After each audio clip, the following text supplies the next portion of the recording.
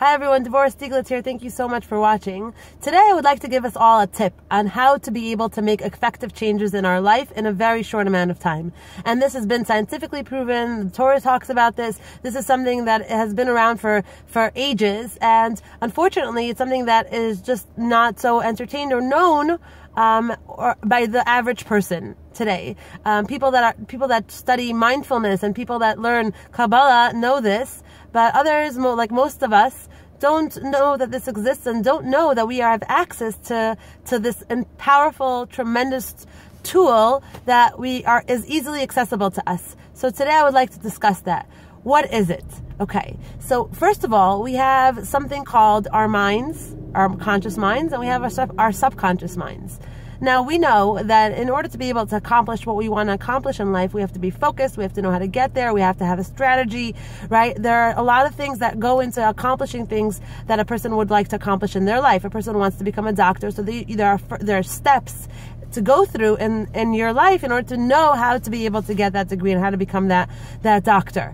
So the idea is that in life, many times people have strategies, have money, are connected, have everything that they need, have all their tools, and yet are not able to do and to accomplish the things that they would like to accomplish. You have people that are stuck, not married, or people that are stuck in bad marriages, or people that are stuck not in situations that don't make sense so much for them, that they know that they have all the tools, they have all the resources that they can possibly need, and yet it's not happening for them. They just feel very, very stuck, either financially, emotionally, in their relationships, at their work, in every aspect in life. And I hear this so often from a lot of people that call me and say, Devorah, I'm just not able to do all the things that I wish I was doing, and my life is not looking the way I would like it to look, and I don't understand why. I'm doing everything possible and I don't see results. I don't see the kind of results that I want to see and that I feel like Hashem wants for me to have also. Like good things, positive things, effective things, things that will affect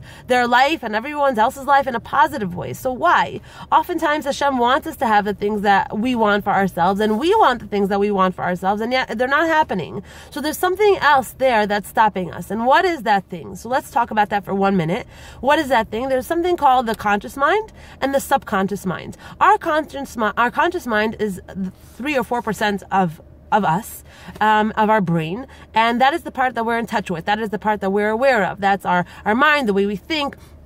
The conscious mind has a language, and the language of the conscious mind is logic and rationale. When things make sense rationally, Call ended.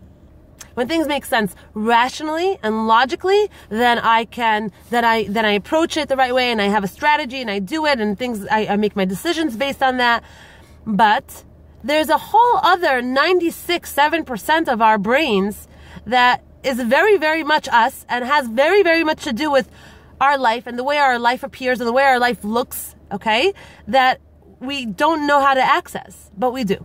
And here is how to access that part of our brain. What is the language of that part of our brain? So the language of our conscious brain is logic and rationale. What is the language of the brain of the subconscious brain? Now, if you tell a person, or if you even tell yourself, why am I not happy? I have everything I could possibly need. I look around and I see that I have everything I could possibly need, but I'm stuck and I'm unhappy. If you see a person that you can tell a child, or you could tell someone that, look at what you have in your life. How are you depressed? How are you unhappy? Don't you see the goodness that you have in your life? How are you so angry? How, right? And look at all the blessings that you have in your life. And then you look at a person that has not even a half of that, and that person can be dancing on cloud 9. So how is that happening? So the language of the subconscious mind is two things: imagery and emotions. What does that mean? Our subconscious mind doesn't understand logic. Our subconscious mind does not know the difference between real or not real. For example, if you sit down and you watch a scary movie, so you know that it's scripted, you know that it's not true, you know that it's fake, you know that it's not real, you know that Freddy Krueger doesn't exist, right? Or whoever is scary movies today. You know that these things are not real, but yet you're sitting there and scared out of your underwear because you're just terrified. You're so scared that you have nightmares at night, and it's so real to you that you have. And that's how scary movies make big bucks. The scarier and the more vivid and real it gets, the more money that movie makes, right? Because why? Because our minds, even though our conscious mind knows that this is not real and it's fake, and that's all of that is catch up, but our subconscious mind does not know the difference. Why? Because our subconscious mind only understands images. It understands images and the emotions that arise from the images that it's being exposed to. So the idea is, and this is brought down in many places, and this is also taught in psychology books and a lot of different places, mindful books, books that you can read on mindfulness, you can watch videos on it, that the idea is that if I train my mind to see myself in the place that I want to be, as if I'm already there, as if I'm already on that stage, as if I'm already making the big bucks, as if I'm already under that chuppah, as if I'm already holding that baby in my hand, as if I'm already accomplished on whatever level I want to be accomplished, then my mind doesn't know the difference between real or not real. It assumes that is what it is, that you are really there. And what we know is that our thoughts create our reality. So what you do when you start imagining, closing your eyes and really giving this to yourself, imagining in your head, seeing yourself in that place where you already want to be, where that place that you wish you were already, and seeing yourself there, seeing yourself accomplished, seeing yourself on that level, wherever it is that you want to be, then you will see how quickly the changes will start happening for you in your life, because your mind will start attracting that reality into your life. And this is real, and this is proven, and this is scientific as much as it's Kabbalistic, and this is a real technique that we can do.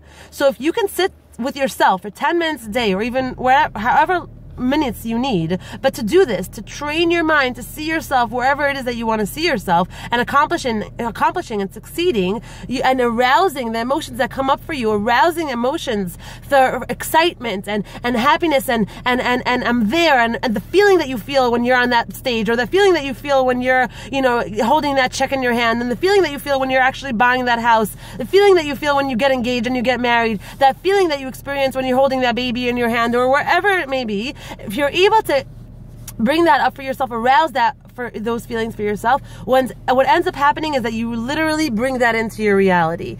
So I give us all a bracha that we should be courageous enough and believe enough to know that we are comprised more of 3% of our cognitive brain, that we have many more tools that we can access if we only wanted to. And if you can, also another very, very potent exercise to do is to write out your graduation speech. Write out the speech that you will say when you've succeeded, when you've gotten to that momentous moment.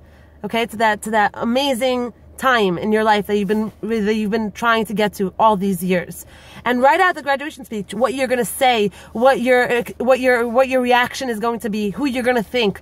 Write it out, and you will see changes immediately. Give us all bracha. Hashem should help us, and we should use this tool to get closer to Him in everything in our lives. Take care and have a great day. Thanks for watching.